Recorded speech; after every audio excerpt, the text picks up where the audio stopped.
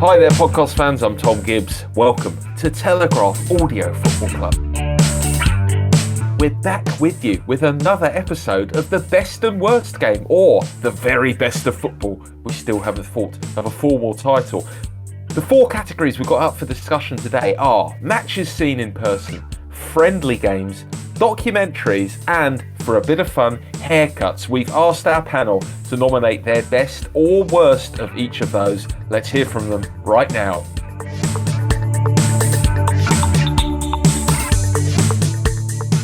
Let's take you now into a series of remote audio recording facilities where I'm joined by JJ Bull. Hello JJ, how are you? I'm good, Tom. Good to be included, because obviously I'm not on the artwork for the podcast. Oh, come on, JJ. Welcomed in such limited space. Delightful fashion. Limited space on the new artwork. Maybe we'll have like a rotating third slot like the plinth in Trafalgar Square. That's fine. If you've seen the artwork on Twitter, at Tom Gibbs and ask where JJ Bull is. Fair enough. Someone else who is on that artwork, it's Mina Rizuki. What's happening, Mina? Well, I feel very flattered that I am on the artwork, but You've made it. I know, Tom. I just feel like it made my week go by that much easier. But yeah, Excellent. Otherwise I'm okay. Excellent. Matt Law, what are your views on the new AFC artwork? I've got lots of problems with the artwork. I'll accept that maybe my image shouldn't be on it, and it's probably best for all that it's not. But what's the pitch? It's not a football pitch. It's it's a loose approximation of something. Poor. Let's start by talking about a very big and important topic, which is the best match we've ever seen in person. And we'll start with you, Matt. What is your nomination for this category? And so why? I would like to make it clear that this isn't because I've seen better quality football and I've seen more sort of exciting football. But in terms of, I don't know, just pure madness and just being left with a sense of I can't believe what I've seen, I covered the 2007 Carling Cup final at the Millennium Stadium between Arsenal and Chelsea, the Snarling Cup final, because of all the fighting that took place. And it's always stuck with me. All the astonishment pretty much happened right at the end in stoppage time when everything just kicked off. I mean, I'll just try and briefly give a summary of what happened. So Theo Walcott puts Arsenal ahead with a really good goal, and he took Chelsea apart that day. In terms of the match, Chelsea come back and win. Drogba scores one, equalises. Then at 1-1, Diaby kicks Terry in the head by accident. Drogba scores again to put Chelsea ahead. The 7 minutes added on. Toure and Mikel go in for quite a spiky challenge, and then just the biggest brawl kicks off. I mean, Fabregas and Lampard have a massive fight, and somehow they get away with yellow cards. And what I would say as well is Terry made a remarkable recovery from being knocked out and swallowing his tongue to joining in with the celebrations afterwards. Well, he knows how to celebrate, doesn't he, John Terry? There's something incredibly transgressive about seeing managers come onto a pitch, I think. Whenever that happens in that fight, it was like, oh, all right, something very serious has happened here. At this point, it meant a lot to both these teams. It wasn't like we're in at the moment, this tedious run of Manchester City winning it year after year. JJ, what have you got for your best game you've ever seen in person? Well, I've hardly seen any good games in person because, as you know, I've gone to see Aberdeen play all the time and never get to go to Premier League games because it costs too much. But the best one I've seen was I went to see Ajax play in 2017, and they beat Roda JC, who were bottom of the league at the time, 5-1. And the football was great. Not because the game especially was a thriller or anything like that, but the whole experience was so much more fun than it has been watching football in other places. Like, one of the best things is that you can sit and watch. Justin Kluivert, Patrick's son, scored the best hat trick I've ever seen, especially in real life. You can see it on YouTube if you want to find it. But you can sit in the stand with a beer and just relax and enjoy it and watch. And there's a whole section behind the goal where everyone makes noise, and there's the atmosphere comes from that, even against the team bottom of the league. The standard of football was excellent. It was that really good Ajax team with some of the boys breaking through, like Frankie de Jong and Donny van de Beek, and Casper Dolberg scored as well. This was 2017, wasn't it? So it was Yeah. a year ahead of when they kind of entered the wider consciousness. Exactly. It was when all these wonder kids were just breaking through. So like Matisse de Ligt was in the team, and it's all these guys that I really wanted to see play because I knew them mostly off Football Manager, but because I'd read a lot about them, and so being able to see them live is really exciting because you can tell with a lot of them they were going to be superstars. Just from the very first touch, you can tell with some of them. Yeah, definitely going to look at that on YouTube later. Might also watch it with a pint as you did, JJ. That definitely improves any sporting experience. What have you got, Mina? Okay, I'm going to take you back to 2016 when Leicester City won the Premier League.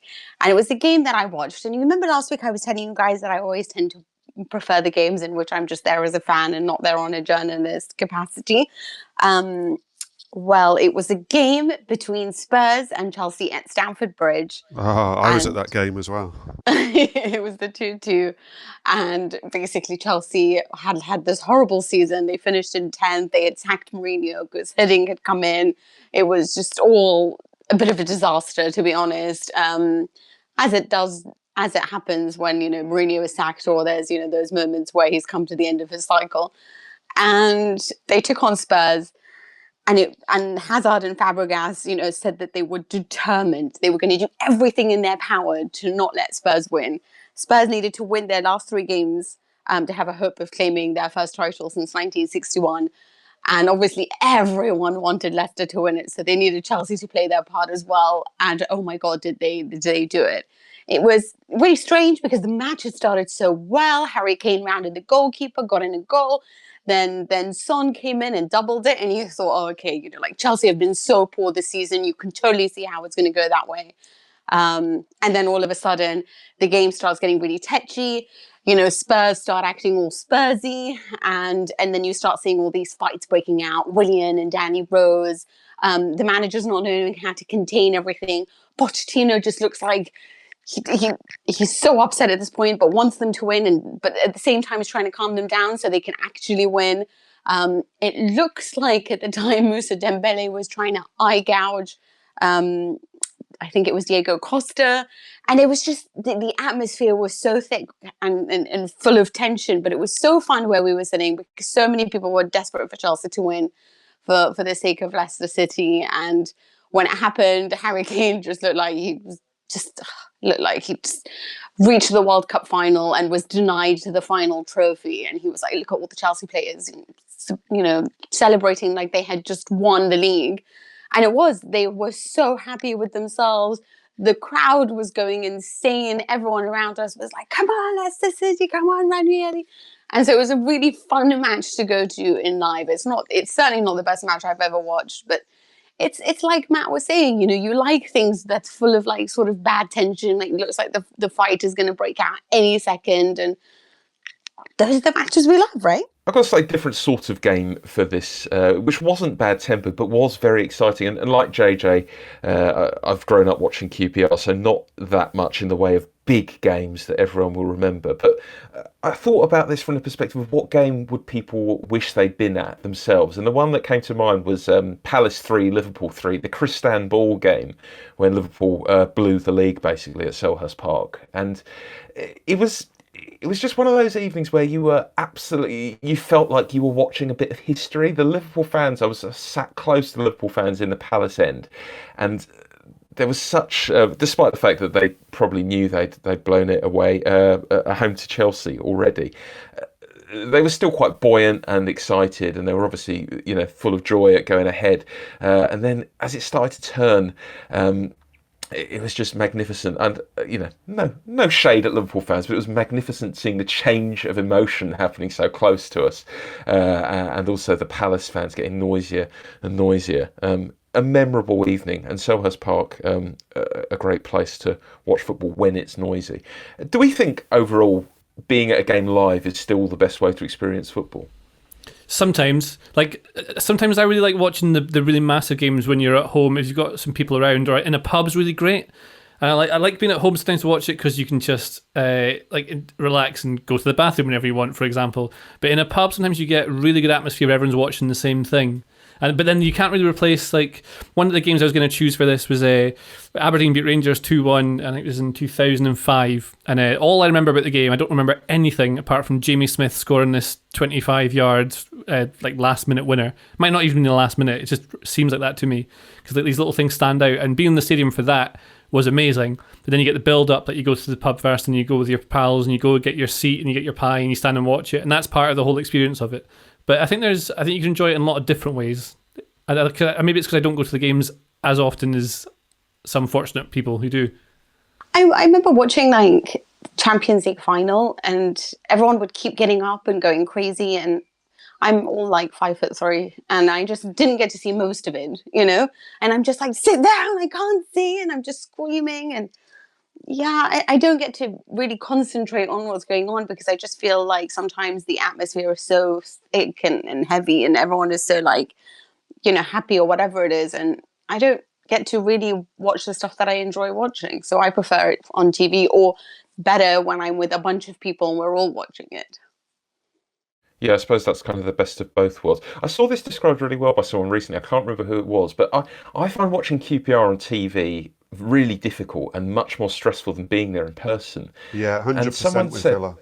Yeah, someone said it's because on TV it's all shot to make it all seem as dramatic as possible. So you've got these dramatic close-ups of players, and it's all swooshing around and making it seem, you know, like an action film. Whereas when you're there in person, it's more mortal, and you see like, oh, actually, it's just, you know, it's just 11 blokes like running around in a silly way, you know, trying to do this silly thing, and it makes it less stressful. But yeah, there's something almost comforting to me about watching football in person that I don't get at all watching it on telly. What I hate about watching Villa on the TV, I mean, I find it so stressful, and I don't want to see them a million replays of them being rubbish. I know they're generally rubbish, and I can go to a match and I'll be annoyed for a split second or so when they do something rubbish, and then the play continues. When you watch it on TV and you get replay after replay of like the left back being awful or Neil Taylor doing something ridiculous, and it just winds me up so much. And that's related to another point I've made about TV on football in the past, is that I do not understand people who can watch Match of the Day when their team has lost. The season Villa went down from the Premier League, I probably didn't watch Match of the Day the whole season. Well, I don't get that at all. I like to see what happened. No, I've got no interest in watching us get tonked again. Absolutely none. I wonder if it's a big club, small club thing. Like, I like watching my team on the big screen because I feel like they look like heroes. Whereas when I go and see them live, they just look like 11 men. And I'm like, oh, this is a bit disappointing. We're paying so much money for this, you know?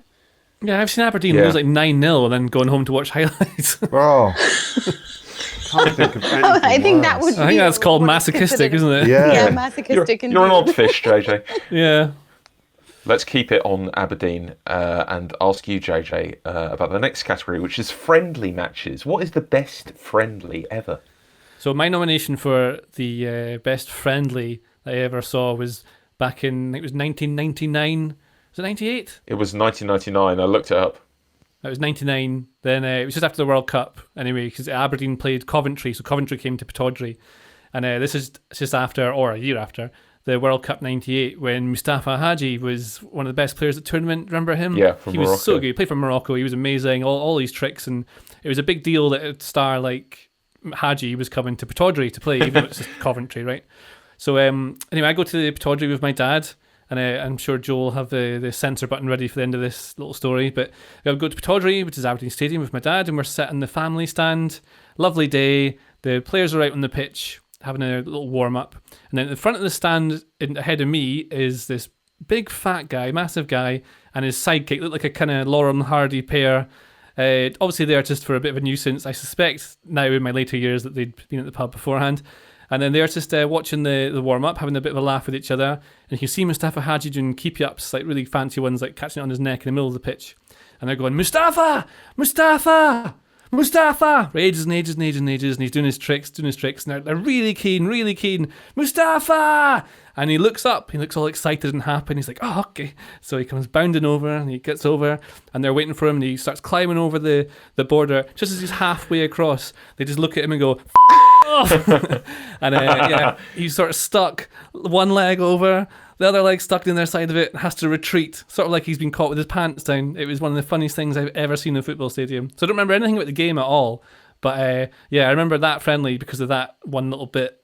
JJ, you said you saw Man United and Liverpool at Pittodrie. Was it a big deal to be hosting Coventry City in 1999 for Aberdeen? Was it exciting to see a Premier League team, or was this a quainter time when it was just expected? It's kind of hard to put into context, like, because the Premier League had become this massive thing. So everyone in Aberdeen basically supports Man United because Alex Ferguson used to support Aberdeen, and conveniently Man United won everything at the time.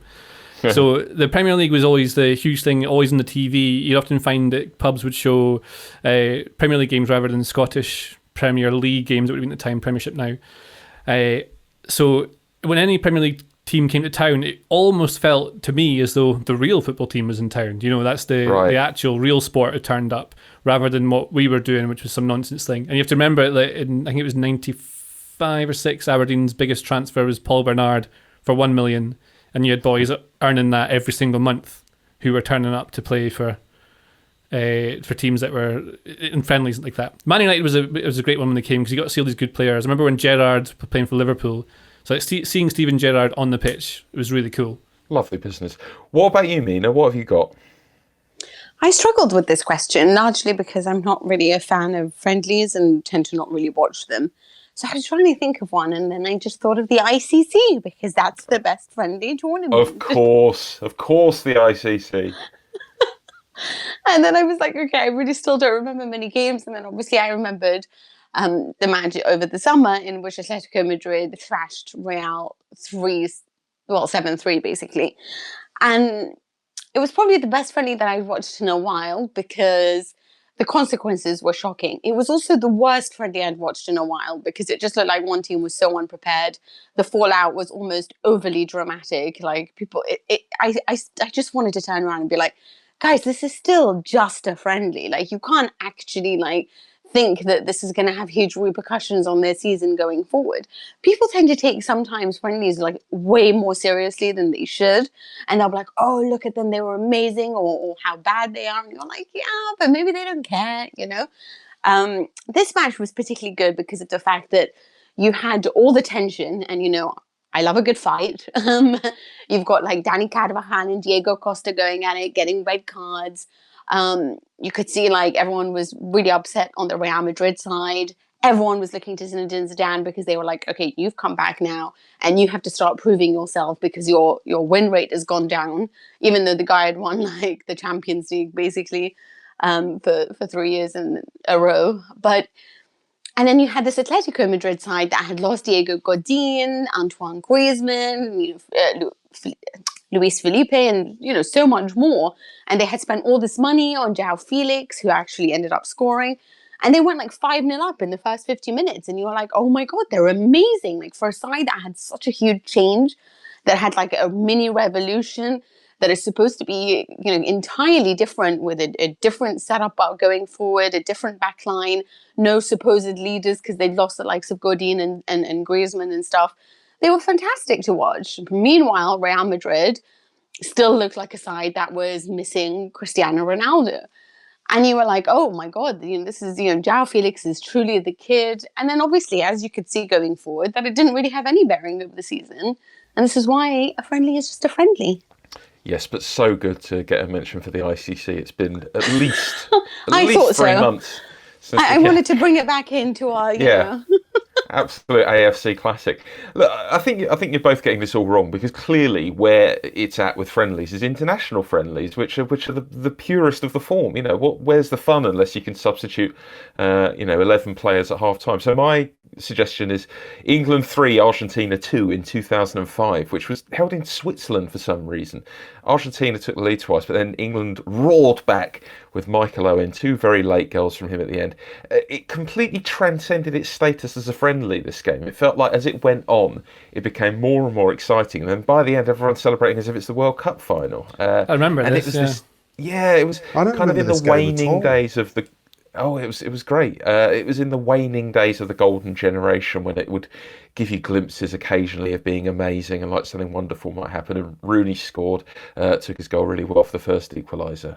But the other one I was thinking about for this category was a game that took place before Euro '96, in which the eventual runners-up of the tournament, the Czech Republic, with Patrick Berger, Pavel Nedved, Karol Poborský, great Czech team, they played Bamber Bridge in a warm-up friendly for that tournament and beat them comfortably. I think it was 9-0, and there are highlights of the whole thing, very extended highlights on YouTube, which is a great way to spend an afternoon in isolation. I believe you've gone for your worst friendly ever, Matt. I have. Just before I start, I was surprised you didn't go for... Do you remember that QPR training game against the China Olympic team? Yeah, but that was behind closed doors, so it doesn't count. Tough one to nominate, but yeah, that goes in the brawl. category of things that could only happen to QPR. Incredible. But no, that's not mine either. I just thought you'd go for that.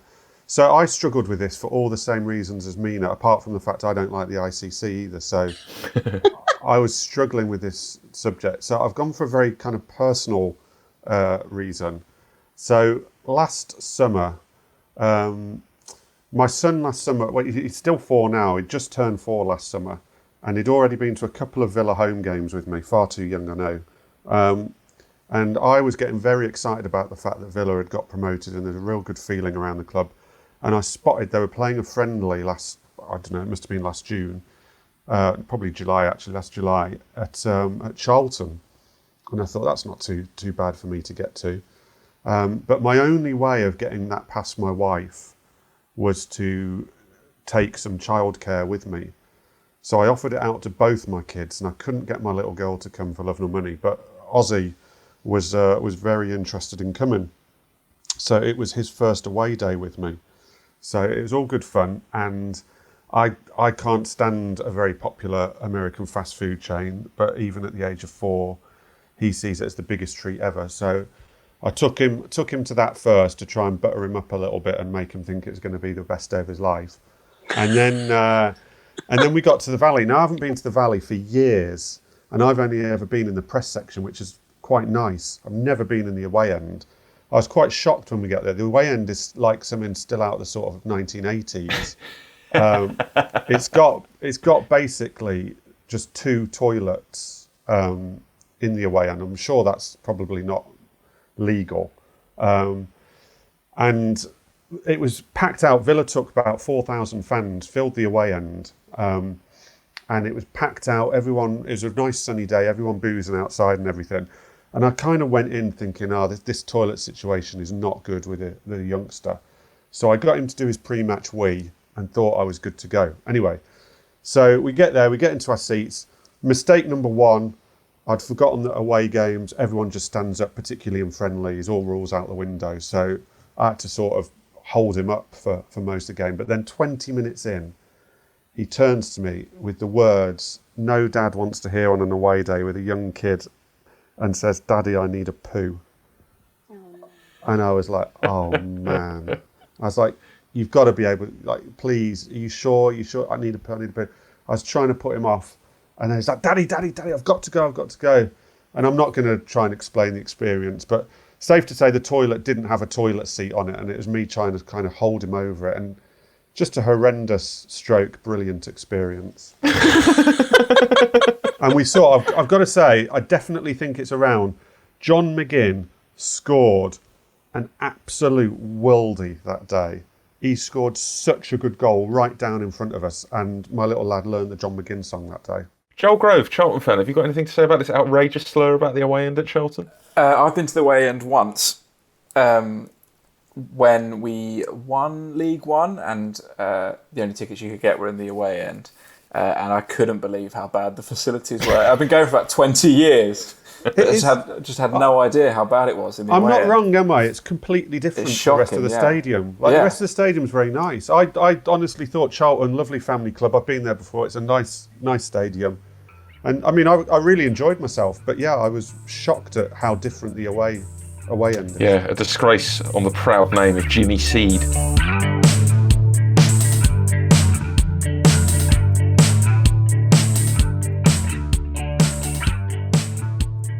what about the next category, which is documentaries? And I think we've all gone for our best ever documentaries. We'll start with you, Mina. Yours is not a well-known choice. What do you like about it? So mine is the football's greatest international teams, Brazil 1982. It's really short. It's 25 minutes. But I think it was, like, last week we were talking about the best ever World Cup and I nominated 86. I'm one of those old people that's like, oh, in my day, football was so much better. Your day being about 4 years before you were born, in this case. Basically, most of the time. It's like, I wasn't even alive or too young to experience any of it.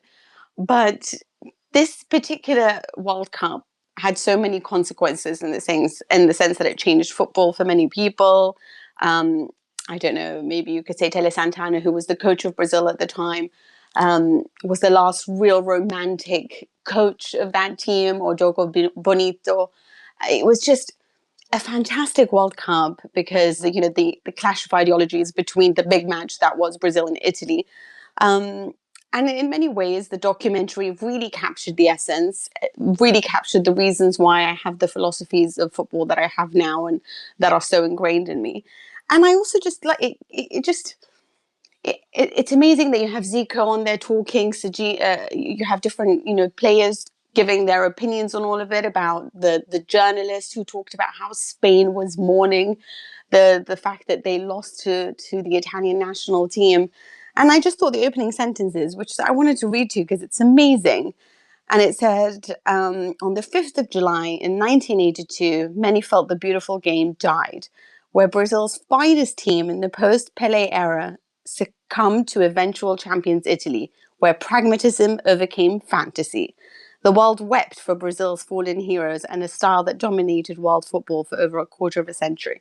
And I just feel like there's so much in that's so true. It's almost like one of the reasons why I have certain beliefs now, one of the reasons why I'm not that keen on sort of the Pep Guardiola style of football is because Tele Santana broke my heart. That was an amazing team. And it was almost like they lacked humility. They wanted to attack so much at times that they just forgot about defending. And they had a great defense. And you saw this Italian side that was boring to watch, that had 3 draws, but that was so disciplined, that was so desperate. And there were all these social consequences to everything as well, because the Brazilian political scene was huge and it was all changing and it was dominating the headlines. Meanwhile, in Italy, once again, they had their pride to look after because there was another scandal in Italian football. They needed to prove themselves, but they were really struggling. And it was just like, no matter how beautiful football is, at the end of the day, balance always succeeds. And that was what it was. It was pragmatic football. And I thought that documentary really showed you everything, the highs, the lows, what it meant to both nations, what it meant on a wider scale. I thought it was really well written. I thought the interviews were amazing. And I just love that at the end, you've got the Brazilian saying, well, at the end of the day, it was a great generation. It was Serginho. And he was saying, but we lost. And he says so while wearing a Juventus cap with the logo on the side. I just thought that was fantastic. And yeah, so for me, it was just one of those, like, there's a lot of these ones that are just overly hyped, or, when you get all these documentaries like the Juventus one or the Manchester City one that just go so far to tell you that their clubs are amazing and that people are amazing. But this was just like, oh, this meant so much more than just a football club that won or a national team that won. This was the death of a style of football. This was the rise of another, and I thought it was fantastic. Mine was quite short as well, and it's Club for a Fiver, which is the 1995 documentary about Leyton Orient, which is notorious for the manager, John Sitton, who is the sweariest man of all time, who he's been promoted slightly above his station, and this documentary is basically just watching him unravel. At one point, he sacks a club legend at half-time because he doesn't think he's playing well, and then he offers out 2 of the other players for a fight, and he infamously says, you can team up if you want, and you can bring your, bad word, dinner, because you'll need it. And it's this very, very funny portrait of someone having a really bad time, but it's actually a beautiful piece of work. It's very economically told because it's all done on a very small budget. It was actually a film project for someone's university course. So there's a real elegance in how they handle not being able to show any of the games. You just see these crazed team talks of getting everyone up for the latest games, whichever game is taking place, and then the screen cuts to black and just flashes up the half-time score, which is Brentford 3, Leyton Orient 0. It's just miles away from the polish you get with most documentaries now, but all the better for it, and also available to watch online. What have you nominated for this one, Matt? I've got Graham Taylor, The Impossible Job, which it's a similar style actually to the Leyton Orient one, even though the access is incredible, but actually it's very kind of simply shot.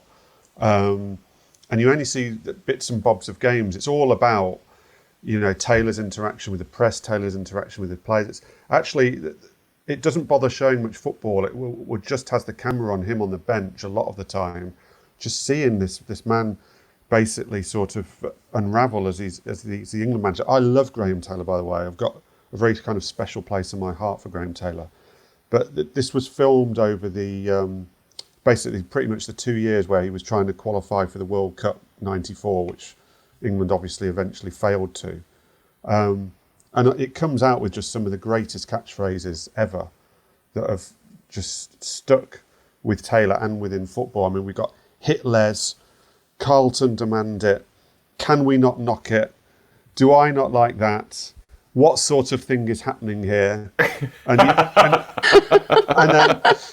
then the brilliant one is that Holland game where Koeman should have been sent off for fouling David Platt, and he eventually bangs in from a free kick, the goal that starts to unravel England's whole hopes. And Taylor walks up to the linesman, the fourth official. No, the linesman, sorry, he's berating the fourth official the whole game, and then he walks up to the linesman and says, just tell your colleague the referee's just got me the sack. And I mean, it's incredible. He's sat on the bench at times talking about how the press are going to portray things while the game's going on. He references like the sun and the mirror while games are going on. It's unbelievable. The access that was given for an England manager was just unbelievable. But then there's another side of it, because you tend to remember it as Taylor kind of unravelling in these crazy catchwords, and Phil Neal being just saying yes boss the whole time in a completely useless assistant. But then there's a moment in it which for me just absolutely sums up what a wonderful human being Graham Taylor was. There was a game, I think it might have been San Marino, where John Barnes is getting awful stick off the England crowd. The commentator saying, I've never heard an England player get this kind of grief from an England crowd. And Taylor is sat, and it's the old Wembley where he was a lot closer to the fans. And Taylor's sat in the dugout and he hears a fan say something racist about John Barnes. And he actually turns to him during the game and says, you're talking about another human being there, so just watch your language, son. And then continues to manage the game. It's unbelievable. If anyone hasn't seen it, you can still find it on YouTube. And it is the greatest documentary ever. What have you got, JJ? What have I gone for? Well, I was going to go predictably for something with Aberdeen. There's a few good documentaries on like the Knights in Gothenburg, and there's one called Team of the Decade about the Alex Ferguson teams from the 1980s. But that's basically just a season review, isn't it? And that doesn't count for a documentary, as far as I understood the game. So the only thing I could think of really was the All or Nothing Man City documentary, which I know we've talked about already. I don't see why people don't like it so much. Like, it's just interesting to see behind the scenes footage. I don't really enjoy these documentaries that much behind the scenes, because even if you think it's real, whatever, it's still been put together, cut as a documentary, which is still a form of entertainment, so nothing is real. And if you consider the idea that, like, people saying, well, it's fake, it's all performance, but isn't everything a performance on camera? So if you put a camera anywhere, then by definition, like, you're not capturing what was really there, because people will act in a certain way. If you put a camera in front of someone, then they can't pretend it's not there. And like, Man City players are always on camera, whether it's they're on TV or in training being watched, or they're pals with their Instagram cameras and their phones, stuff like that. This is why I don't like ones that are focused. Like, there's one on Netflix on Juventus as well. I think it was the first one at the time. And it's just like, it's almost like they're acting at this point. Like, I feel like when I totally see where you're coming from. It's always a performance. But that's why I much prefer documentaries, when it's like looking back at something and it's like people's opinions and then clips. Like it's kind of a little bit like why Senna was so good. Watching that as Sure, Oh, that was but then the whole amazing. point of it is I like Yeah. you see in the behind the scenes stuff, like you see where they're training and you get to see what the coaching looks like. That sort of stuff I find interesting to watch.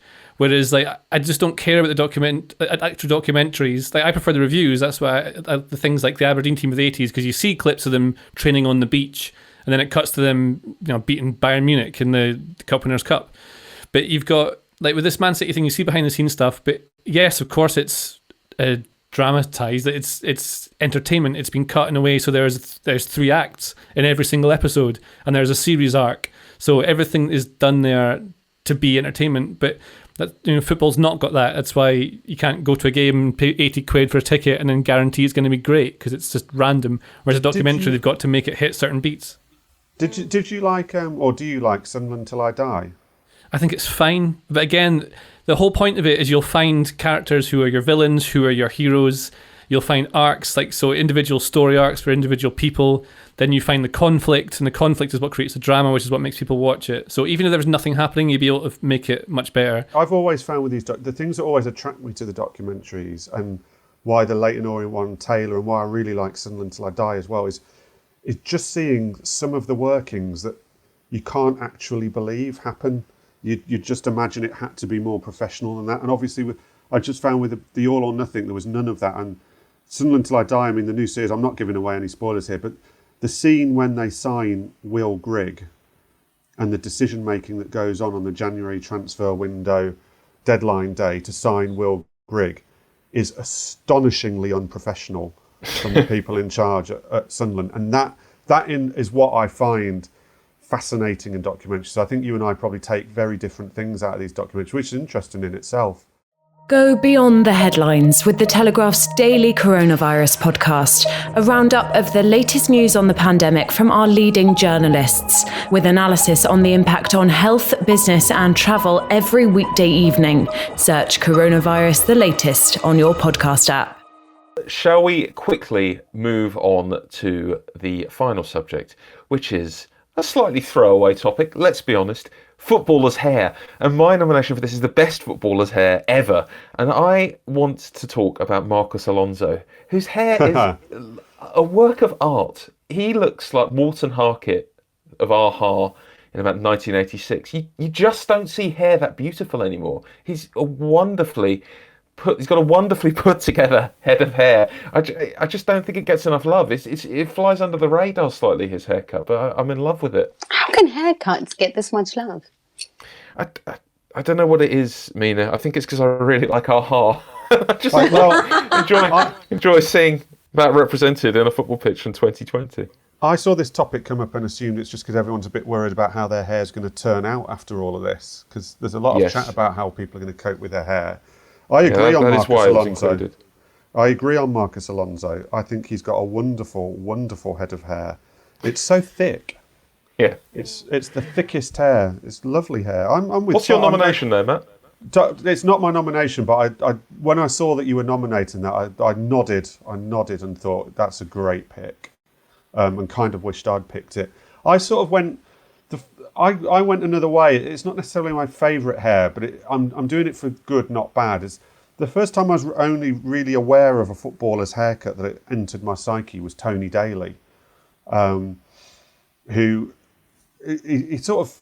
It's very hard to explain his hair. I mean, it was dreadlocked most of the time, but he would just have this kind of crazy thatch of it just plonked on the top of his head with not a lot around it, and he would do various things with it, going in all different directions and stuff. And to be honest, you look back at it now and it doesn't actually, the things people do with their hair, it doesn't actually look that remarkable now. But at the time, everybody used to talk about Tony Daly's hair. It was a thing, and it was the first time I ever took notice of anyone's haircut. And it added to him because he was an incredibly exciting and frustrating player at the same time. And he was, at the time, again, he probably wouldn't be considered that fast now, but he looked super fast back then. Watching him live, it always felt like if the Holt end wasn't there, he'd just continue running, straight out through Aston or something. And the hair made it. It was all part of it. It was all part of this flamboyant sort of guy. And it's just the first time I'd ever really thought about a footballer's hair, so that's why. I completely agree with you about that, Matt, because I remember it was almost a scandal, Tony Daly's hair. It was this byword for absolute insanity. And I look back at the pictures, I was like, actually, this just wouldn't stick out at all now. It looks incredibly he's basically got normal. dreads, and it's just in a few different angles. And it wouldn't. It's nothing on what the Pogbas of this world and stuff have done with their hair, and other people who I think one of them is going to come up from a nomination. But you're right, at the time, it was a massive deal. It was like, this guy's mad. Look at his hair. It was a simpler time. What have you got, JJ? I'm surprised no one had Carlos Valderrama. I think because it was so obvious. Yeah, I know, he'd exactly. probably been my second choice. Because that's what I thought the whole point of the thing was. Like, wasn't that wacky, funny hair? And that's what you made all your players look like in Pro Evo when you could build your own character. Yeah, or make it pink now. But yeah, I went for David Beckham because... he sort of set the agenda of haircuts being linked to footballers, I thought. Especially in the 90s, you had Pretty Boy, Spice Girl Beckham in the 90s. And then you had I'm a Captain Now, skinhead. And then you had his sort of normal-ish haircut when he was at PSG and all the rest. Nothing really exciting to say about it. Everyone should have a favourite and a least favourite David Beckham haircut. Yeah. The cornrows is surely the low point. Oh, yeah. Yes, that one should not I do be like allowed. the skinhead one, though, but I'm partial to a baldy. I liked the Mohican. Oh, that was quite good. I quite liked them. There was an awful one. There was an awful one where he dyed it really, really bleach blonde, and it was very kind of 90s, all in different angles, very, very bleach blonde, and it's not aged well at all. It looks terrible. Yeah. Nor has my version of that in 1999 aged well. It's if anyone ever visits my parents' house and sees the picture of me with peroxide blonde hair when I was 14, it's hours of fun. Mina, complete the lineup, please. It has to be Ronaldo in 2002 with that blob of hair. It almost looks like a vajazzle. I don't even know how to bikini wax. Oh my goodness! I just see it's so horrible to explain it like that. But I don't even know what he was thinking to have that lasered little piece of hair at the top of his head. He at the time admitted that it was a bad haircut after a while when he did all these interviews, and said that he did it so that it would take away focus from the fact that he had injured his leg and couldn't train and wanted to give someone and the people and journalists something to talk about so that he could concentrate on his training and get back to being sort of the Ronaldo that can win the World Cup, which he did, obviously. But that haircut, it was like, he's not the world's most beautiful footballer. And I just feel like there are things that you can do to make yourself look better. And he was actively trying to make himself look bad. This the is job a great there, didn't choice it? as well. Has anyone seen the viral video of this that's gone round?